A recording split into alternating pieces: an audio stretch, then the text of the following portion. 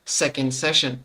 So in this next session, we are going to be going into each of the 6 angas. As we saw that the 6 angas, the 6 components, the 6 parts of yoga is there. We are now going to be going into the first one, which is asana. So what is asana? Asana is not just the ability to move and some body postures. There's something deeper. There's a deeper meaning to the science of asanas. So that is what we are going to be understanding, how to practice asanas in the best way. What is the right understanding about asanas? So these powerful cognitions directly from the Supreme Pontiff of Hinduism we are going to be learning.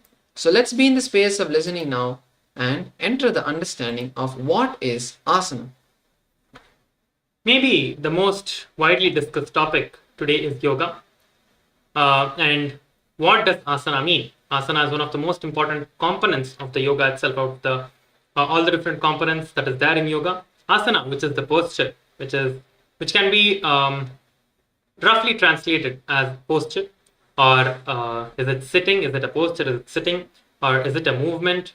And like for the most understanding, the only way to truly discover this is to go to the original source of the yoga, which is from the where the yoga is defined itself. The Supreme Pontiff of Hinduism, Bhagavan Nithyananda Paramashivoham, describes asana as steady and comfortable posture, the comfortable and steady posture of the body to tune oneself with the cosmos. Ultimately, asana means many things.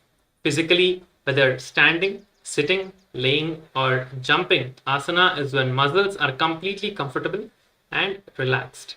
They are alive, stable, and comfortably stacked upon one another. This is what is the asana component.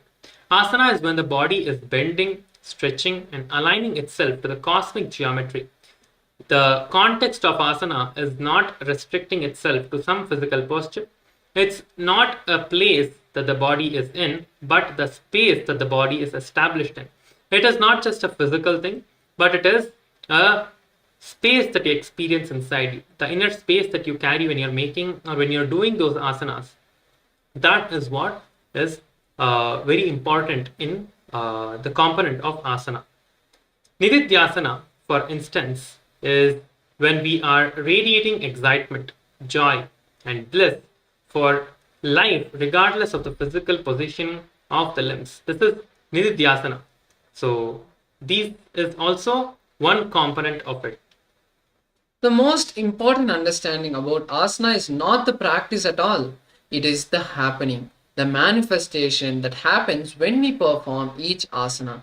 When we practice sitting with God, we are embodying Paramashiva itself.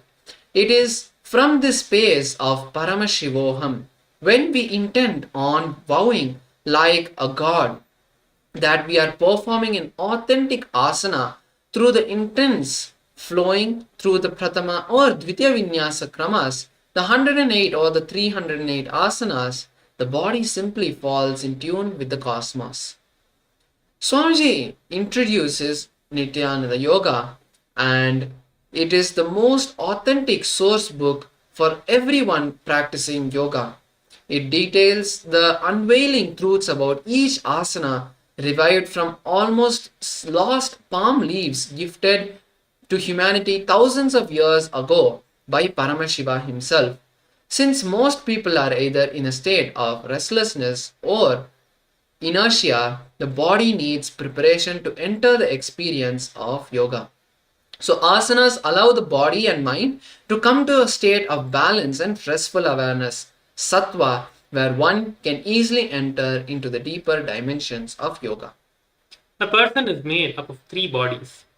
The physical or the gross body, which is the Stula Sharira, the subtle body, which is the Sukshma Sharira, and the third, which is the causal body, which is the Karana Sharira. The chakras are the subtle energy centers that are present in the intersection of the physical and the subtle and the causal body. They are aligned in an ascending column from the base of the spine to the top of the head. There are 7 chakras from the base of the spine, 7 major chakras from the base of the spine till the crown of your head, till the top of your head. If the asanas are practiced in a certain manner, one becomes prepared for the purification of the nadis. It is an excellent alleviating and the diseases, prana and the bodily heat are enriched. Minor diseases are also cured and bodily heat and prana are stimulated. One feels light, lifespan is enhanced, and premature death is prevented. These are the different benefits of practicing this. This is described in the Hatattva Kaumudi. This is one of the revelations in the Hatattva Kaumudi. So there are some asanas which we want to just highlight over here that we'll be performing in the Dvitiya Vinyasa Krama. All of you would have performed during the morning yoga session. So for example, we have the Matsyendrasana, which optimizes digestive functions. We have the Mayurasana that balances the body and cures fevers. We have the Shavasana, which removes fatigue, and Virasana, which intensely raises the enthusiasm and stamina in our body. And ultimately, in Siddhasana, we are ensuring success of the yogi. So all of these different asanas that we are performing, each of them, when we perform them in the right space of union with Paramashiva, we manifest the intended results for each of the asanas. So now let us listen to a beautiful video where Swamiji talks about the science of asana. You can all now be in the space of listening and write down these powerful cognitions that Swamiji is going to be sharing in this satsang.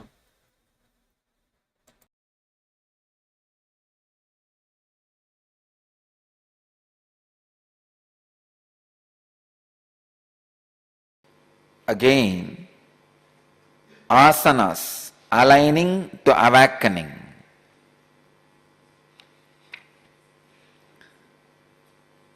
"98th Patanjali's Yoga Sutra and 47th verse in second chapter. In second chapter, 47th verse, in the Patanjali Yoga Sutra, 98th Sutra. Prayatna Saitilyananta Samabadhyabhyam. Prayatna Saitilya Ananta Samapadhyabhyam. Samapadhyabhyam. Swami Vivekananda translates this sutra as, through the lessening of the natural tendency for activity caused by identification with the body and through meditation on the infinite, posture becomes firm and pleasant.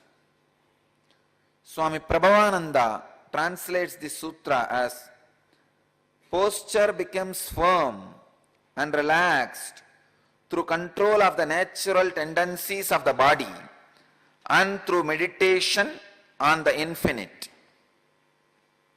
Swami Sachidananda translates as, by lessening the natural tendency for restlessness and meditating on the infinite, posture is mastered. Prayatna Saitilya Ananta Samapadhyabhyam.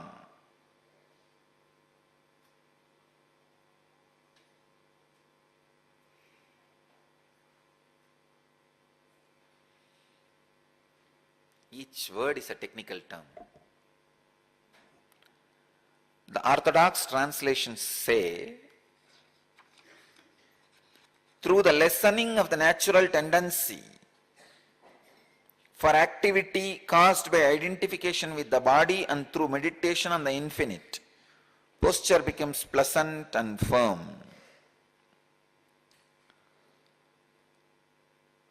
Let me try to give my insight, my experience. How the asana posture becomes steady and comfortable. How your body can be aligned towards superconsciousness, and how the posture becomes steady and comfort. Prayatna saitilya ananta samabadhivyam.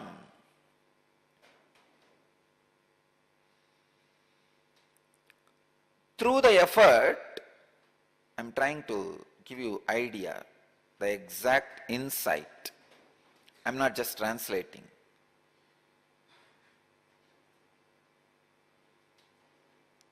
Through the prayatna and samabadhibhya,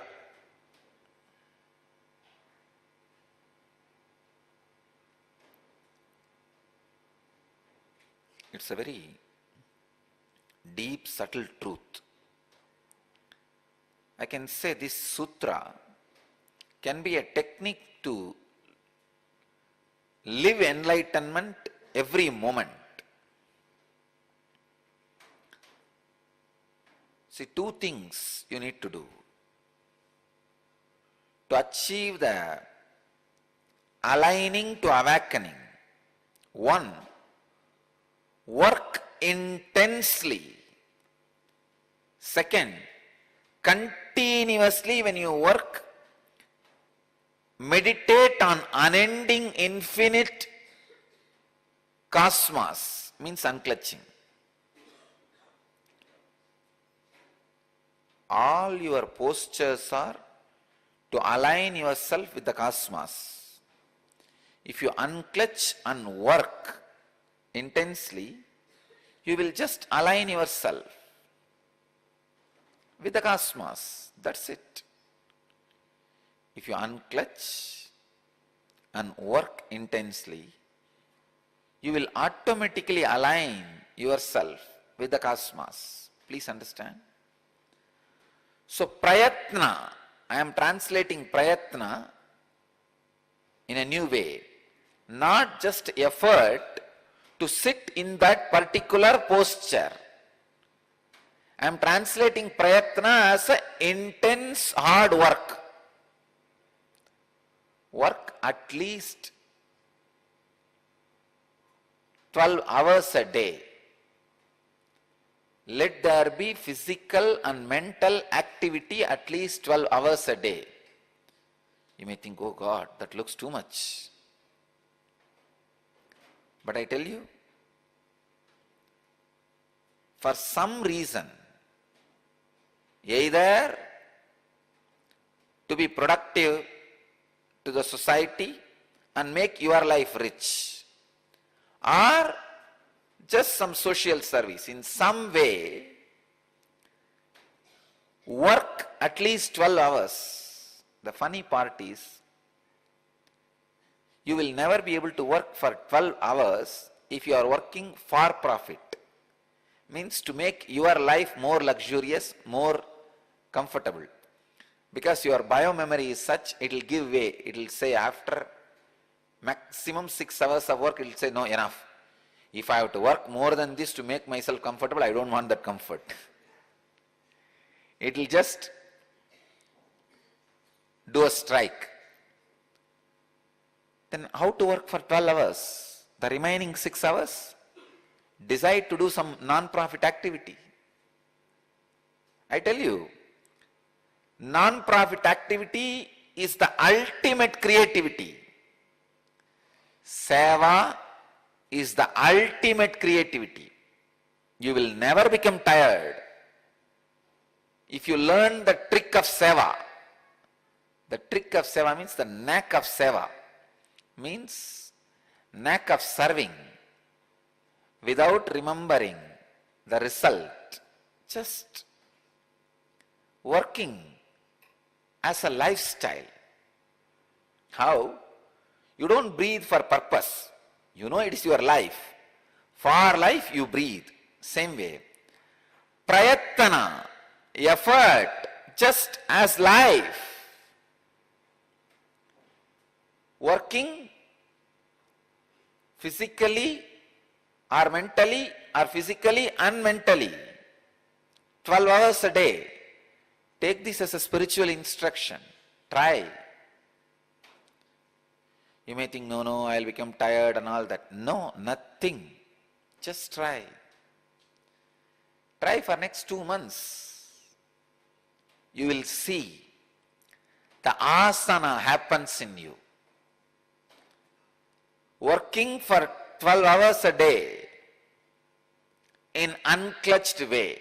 Whenever you remember, let the inner space be unclutched, the outer body be intensely working. You will see aligning to awakening happens. Please understand. Empty mind is devil's workshop. I tell you, empty body is devil's residence.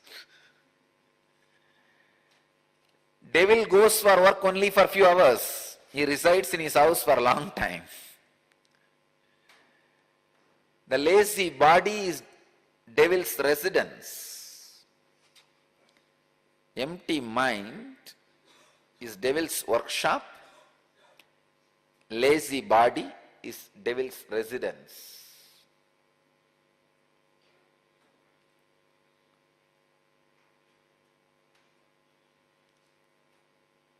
I'm giving you completely a different insight.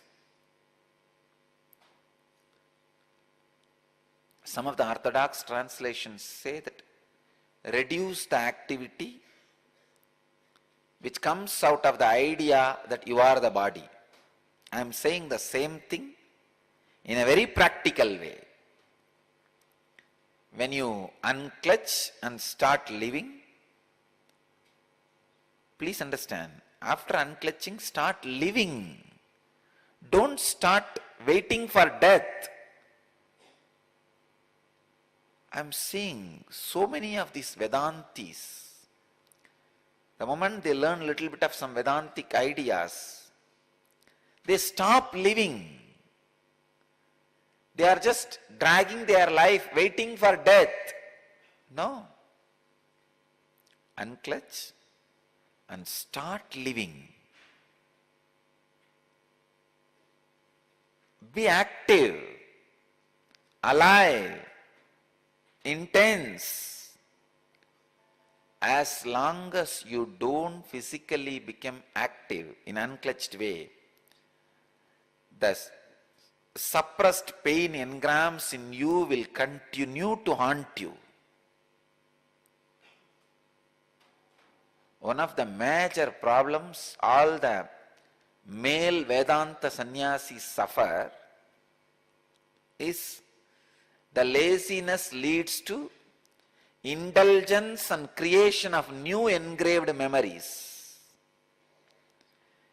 One of the major problems all the female Yoga Vedantis, sannyasin suffer is the physical laziness leads to the indulgence of the past suffering engrams. Please understand. All of you, followers of me, students of me, disciples of me, devotees of me, even if you are married, your mental setup is evolved to such a way you are Yoga Vedanta sannyasi. So if you are male, the major problem you suffer is due to the laziness caused by the non-appliance of proper unclutching creates indulgence and new engrams. If you are female, because of the non-appliance of proper unclutching, the laziness causes, makes you indulge continuously in the past suffering and engrams. So understand, the ultimate aligning to awakening happens by intense, please understand, intense working. Take up for profit or non-profit work, something. I tell you, this non-profit work, the seva, service, is the highest form of creativity. There you get all opportunity, possibility, everything to express your creativity.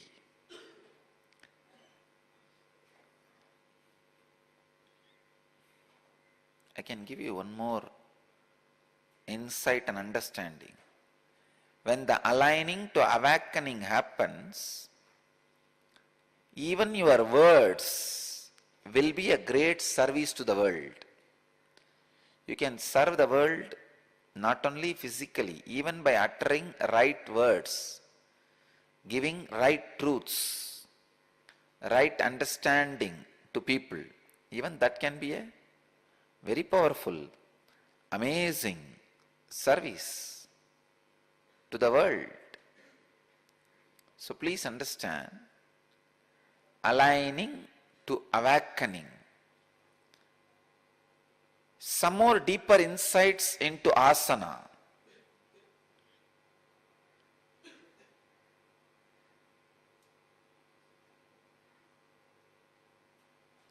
From my own mentor, Raghupati Yogi,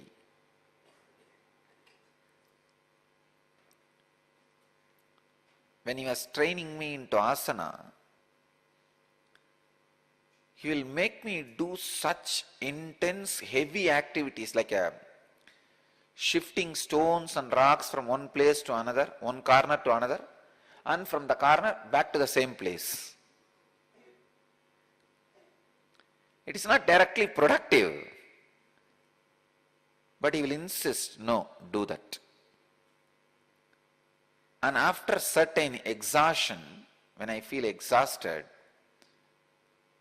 then he'll ask me to do the same work in an unclutched way, means meditating on the all-pervasiveness,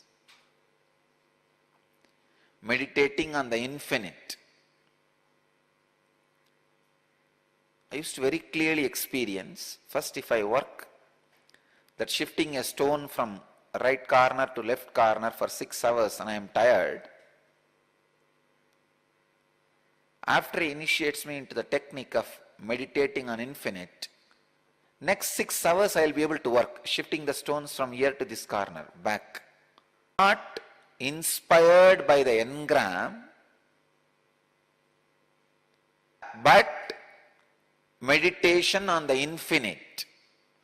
See, if you are engaged by the engrams, it is engagement. If you are inspired by the infinite, it will lead to samadhipatya, what Patanjali calls samapadipatibhyam. Samapadibhyam, the state of ultimate consciousness, aligning to awakening.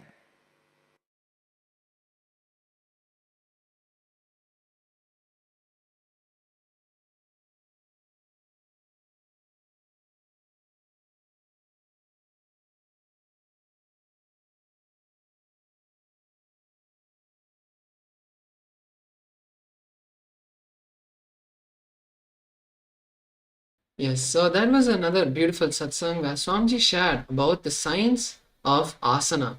So let us now move into an internalization exercise to see how we can actually implement this science of asana in every position that we are sitting in.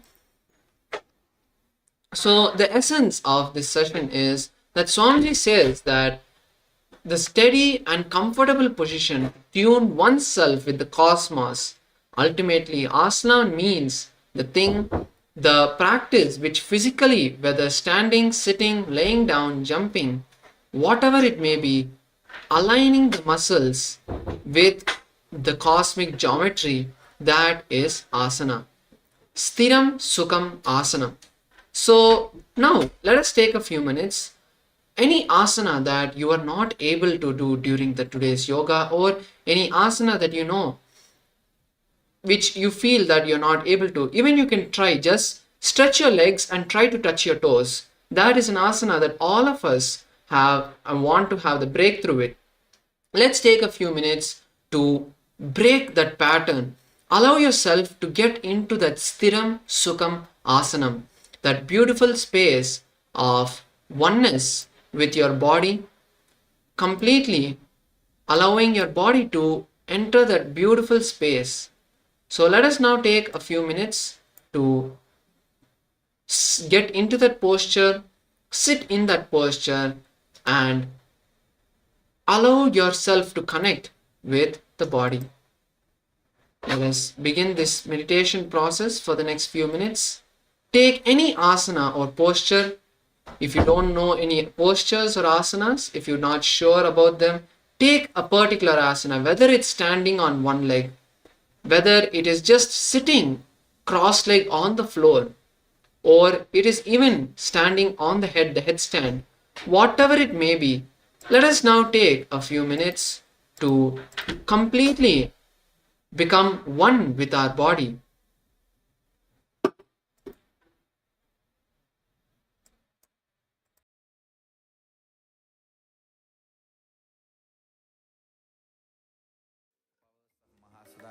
Om Nithyananda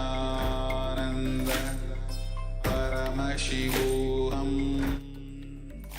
Om Nithyananda Paramashivoham. Om Nithyananda Paramashivoham. Om Nithyananda Paramashivoham. Om Nithyananda Paramashivoham. Om Nithyananda Paramashivoham. Om Nithyananda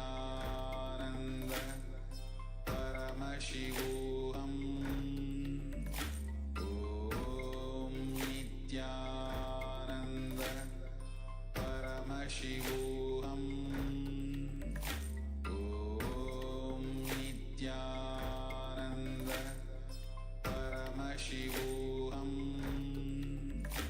Om Nithyananda Paramashivoham. Om Nithyananda Paramashivoham. Om Nithyananda Paramashivoham. Om Nithyananda Paramashivoham. Om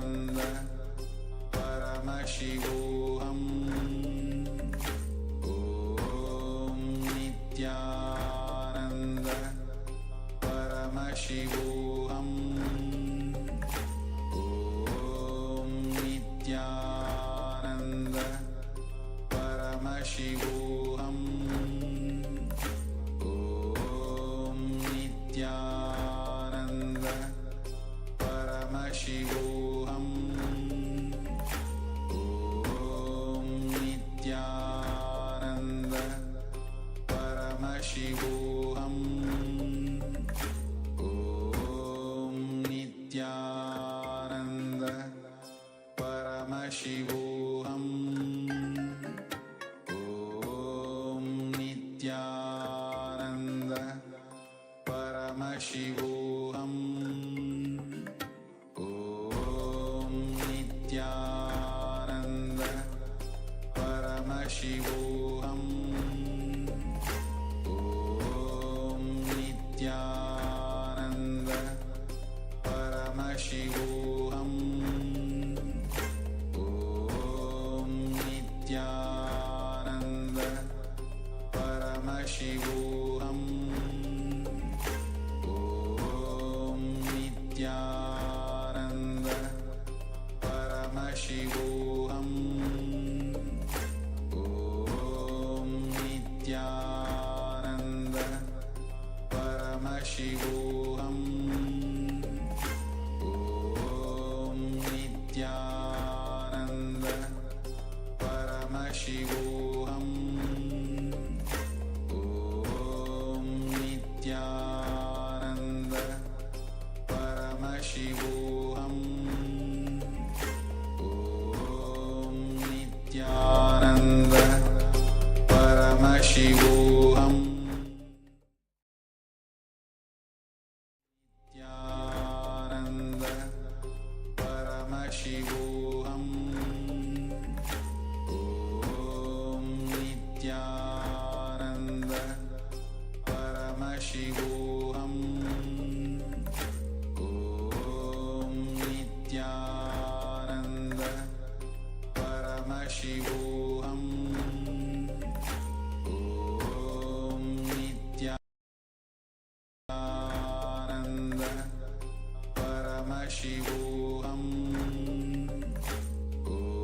Om Nithyananda Paramashivoham Om Nithyananda Paramashivoham Om Nithyananda Paramashivoham Om Nithyananda Paramashivoham Om Nithyananda Paramashivoham Om Nithyananda Paramashivoham Om Yes, so slowly relax. With this, we come to the end of this beautiful meditation process of completing with our body and bringing the Stiram Sukham Asanam to our bodies. So now with this, once again, we are going to be manifesting the power of body scanning. All of you can come to a comfortable seated position now as we once again manifest the next level of body scanning, which is the body sculpting. So this time in this round of the manifestation, we are going to be manifesting the power of deciding which body or aspect, body part or aspect of our bodies do we want to change. For example, hair color in a particular place, skin color, the reducing the fat or changing the skin color, whatever it may be, we are going to be manifesting this power. So this is a fun and a very casual power where you can just decide how you want your body to manifest. Now in this first round, we are just going to be doing a basic level of this power of changing the color or of our body part, whichever we want, for example hair or skin. But you can even sculpt your body, for example your face, if it's not in particular alignment, or if the nose is not straight, or if you want to build biceps like a bodybuilder, that kind of level of manifestation also you can all manifest. So let's now enter the power manifestation. So first step is that we'll all be now taking the picture of the particular body part or place that we want to manifest the power with. For example, if it is the hands, or even if it is on the any other part on the legs, wherever you want to change the color of the skin, you have a mole that you want to remove, you can manifest the power like that. So first take a picture of the particular location you want to manifest the power on, and then you can decide what you want to do with that manifestation, whether you want to change whatever you want to do. You can write that down on a piece of paper, and after that we'll be entering the manifestation, visualizing ourselves as Swamiji, as the Shastra Pramana, as the words of Paramashiva in the scriptural reference said. We'll be doing that, and then after the manifestation we will be verifying once again. So let's now take a few minutes to first take the picture. Once you have done that, enter the manifestation. You can start on your own. You can start chanting the Mahavakya, visualizing yourself as Swamiji, declaring the manifestation to happen, and then you can begin. Let's start.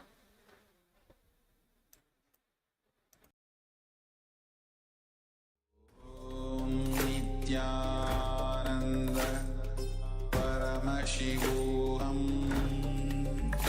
Om Nithyananda Paramashivoham Om Nithyananda Paramashivoham Om Nithyananda Paramashivoham Om Nithyananda Paramashivoham Om Nithyananda Paramashivoham Om Nithyananda Paramashivoham Nithyananda Paramashivoham Om Nithyananda Paramashivoham Om Nithyananda Paramashivoham Om Nithyananda Paramashivoham Om Nithyananda Paramashivoham Om Nithyananda Paramashivoham Om Nithyananda Paramashivoham Om Nithyananda Paramashivoham Om Nithyananda Paramashivoham Om Nithyananda Paramashivoham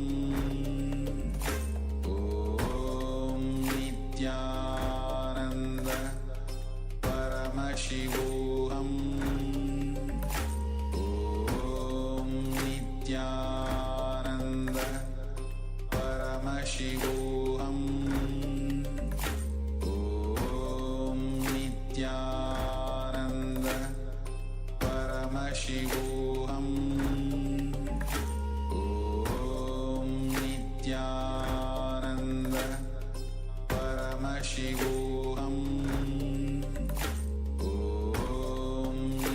Om